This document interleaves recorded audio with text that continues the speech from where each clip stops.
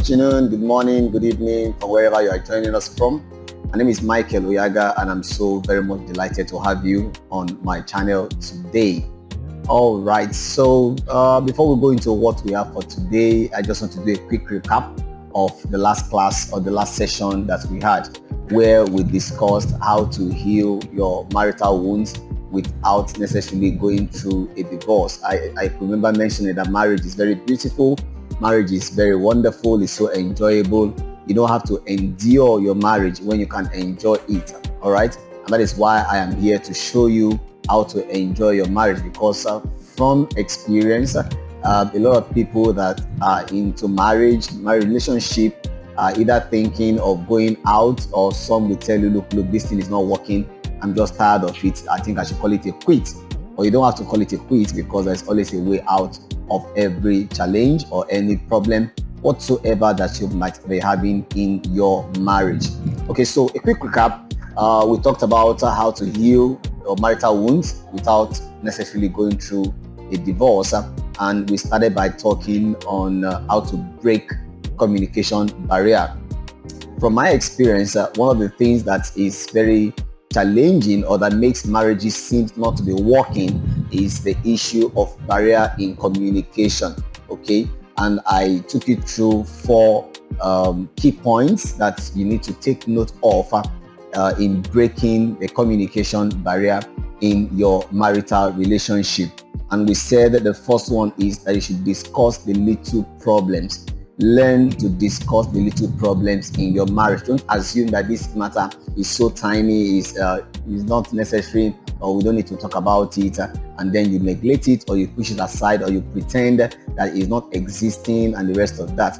You see, it is such little matters or little issues that are not dealt with on time that will turn around to become monstrous, and then it will affect your marriage. So no matter the size, as it were, of the issue that might have arisen in your marriage with your partner, it is important for you to look at it and sit down with your partner, look at it, discuss it, not with the mind of looking for who is at fault, but with the mind of looking for a solution. This is very important. All right. A lot of couples discuss marital challenges, marital problems with the mind of, oh, who is at fault? You are at fault. I'm not at fault. I'm at fault. You are not at fault. And the rest of that is really not important. The most important thing is that you get to know what is the cause of the problem, and then what is the solution to the problem. These are 2 key things. What is the cause of the problem? What is the solution to the problem? And if you're able to sort out that problem, no matter how small it is, then you are good to go. Number 2, we said that you should not focus on past mistakes. We are all human. At one time or the other, your partner or yourself might have made a mistake in the course of growing up and the rest of that. And it is not important for you to focus on past mistakes. And for everything that your partner does, you make reference to the past mistake that the person had made, or confession that was made to you and the rest of that. It's important for you to look forward, to be progressive minded in your relationship, because if you are not progressive minded in your relationship, you will see yourself dwelling in the past, in the present. You see yourself dwelling in the past, in the present, instead of you dwelling in the present and then looking forward to the future. Number 3, we said you should not accuse your partner or blame them for what is not working in your relationship.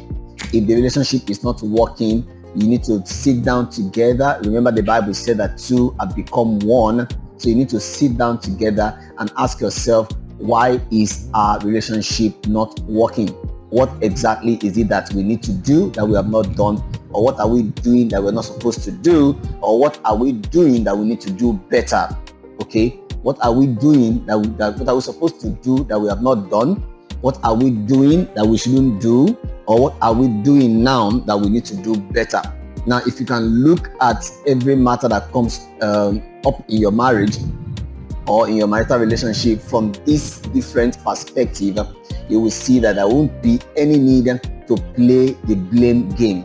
It's actually not important. The most important thing is, what is the problem? What's the solution? How do we improve? How do we get better every day by day? I want to say that the things I'm sharing with you in this broadcast, They are not just what were read or what I've read in the books. I'm sharing experiences, my own experiences with you, because I believe that, well, you may have one or two things to learn from my experience. And a wise man once said that experience is the best teacher. Yes, you don't have to be the one that had the experience. You can learn from the experience of other people and then be a better person in your marriage. And number 4, we said that you should not compare your partner with other people. If your wife does not know how to cook, don't compare your wife to your colleague in the office who knows how to cook. If your husband does not know how to dress well, don't compare your husband to your brother or your friend or whoever it is that knows how to dress very well. It is your responsibility to bring out the best in your partner. It is your responsibility to make sure that that deficiency or that minus or that whatever it is that your partner does not have, you help the person to be a better person. Okay, my own concept about marriage is that we are not competing in the marriage. Rather, we are there to complement one another. So if you do anything that you're not doing very well, maybe your grammatical construction is not well, is not okay, your cooking is not fine, your dressing is not well, your mannerisms are not okay, or whatever it is, I think it's my responsibility, or it is your responsibility to help me to improve, or I help you to improve. So today I'm going to discuss with you 2 things you should not do in your marriage except you are looking for a divorce or except you are planning to have a separation. I'm not encouraging divorce. I'm not advocating for separation, but I will tell you, if you fail to keep this rule or rules that I'm going to give to you now, then there is no way you will not have the challenge of either considering to separate or to go for a divorce, which is not appropriate. All right. So I'm talking about don't do this in your marriage, except. Don't do this in your marriage, except. Now, the first one is don't threaten to break up. Don't threaten to break up. You see, breaking up is not a threat that you should ever use in your conversation with your partner. Not at all. I've heard a lot of men say, look, if it doesn't work, I want to move on. I want to move on with my life. Some women will tell you, I'm tired of this relationship. I want to move on with my life and the rest of that. No, the threat of breakup or the threat of divorce is not one that you want to display. It's not a card you want to play, you want to show every now and again in your marital relationship at all. All right? Because ending a long relationship or ending a marital relationship is not a joke. I tell people that go for divorce that you are just being selfish. You may not agree with this, my school of thought. Actually, you may not agree, but a lot of things, come into play. I'm not talking about a relationship that is so abusive and you cannot stay. I'm talking about a relationship that either of the party just feels, look, I'm just tired, and then you just want to pull out. A lot of things need to be put into consideration. So considering ending a long-term relationship is not a joke at all. And even if you are extremely angry at that point in time, or you feel that, look, I cannot continue with this relationship, you need to sit down, take a little time, sit down and consider the decision that you want to take before you take that decision. Knowing fully well that every of our decision always has a consequence. It can be negative, it can be positive, it depends on that. All right. So a breakup threat shatters a lot of things. Makes people to lose confidence in relationship, makes a lot of people feel that, look, marriage doesn't work. And that is why a lot of persons in the society actually think that marriage doesn't work. You meet young people, young men, young women, and they tell you, look, I'm not in for marriage. I'm not in for marriage. And that is why the concept of baby mama and baby daddy or side chick and the rest of that is trending, because people fail to commit to their marriage. Marriage is all about commitment. That's what I see. That's what I've come to know. Marriage is all about commitment. The moment you get into marriage, you are committed to your partner. All right. So whatever it is that comes up in the course of relating with your partner, the two of you should be able to work it out. But when you just, every little thing you throw in the card of I want a divorce, I want a divorce, I want a divorce, you make those who are coming behind you, you make them feel or think that marriages doesn't work, and so they should just go their wayward way and the rest of that, which is not a good one. Okay, so one of the sacred rules of communicating with your partner, with your spouse, is to keep the threat of ending the relationship. Please put it aside. Just put that threat aside. Take it out of the picture, especially in an argument. Take it out of the picture. There are other things you can discuss, there are other things you can put forward. There are better ways of expressing your anger. There are better ways of expressing your disappointment in a relationship without necessarily bringing in the card of I want a divorce or I want a separation. And if you feel that, look, that is the only way you want to go, or that is the only option available to you, then like I said before, you may want to sit down, you may want to think about it, you may want to go for counseling, see marriage counselors or see your elders in the church and the rest of that, and then talk to them and put all the cards on the table, let them see what exactly you're going through, and then they will be in a better position to advise you. Ending a marital relationship is not always the best option.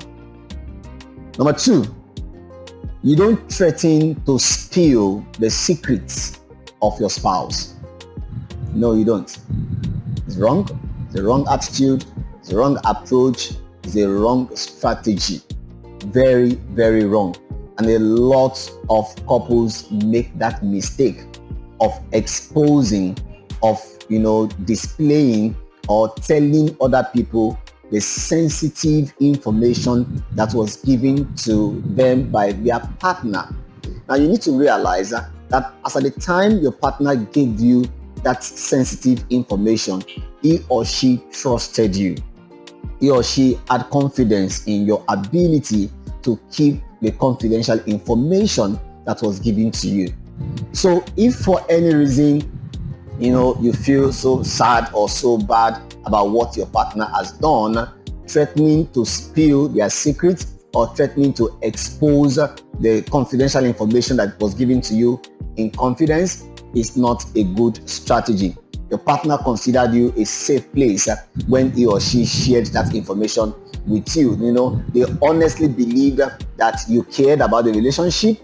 They honestly believed that you can keep the information that was given to you. They honestly believed that you are a good confidant and that no matter what happens, their information or their secret is safe with you. There is a saying that what happens in Vegas remains in Vegas. And I believe that saying should apply in every marriage. So if your partner has confided in you, told you things about his or her past life, or told you things about the mistakes he or she had made before, or told you things about his or her weaknesses and whatsoever it may be, I think you hold that individual that responsibility of keeping that secret. Secrets should remain secret. There are some things that you should die with.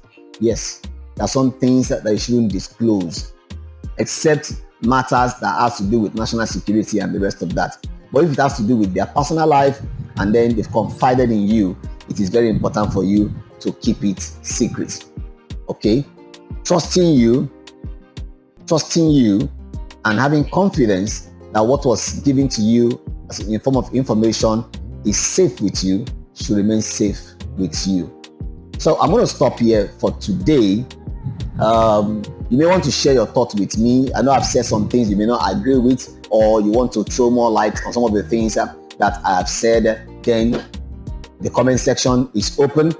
Put in your comments, put in your contribution, put in your observation, and then the conversation continues. My name is Michael Oyagha. I'll appreciate it if you can subscribe to my channel, all right, and then share the link with your friends, with your colleagues, with your neighbors, and everyone that is around you.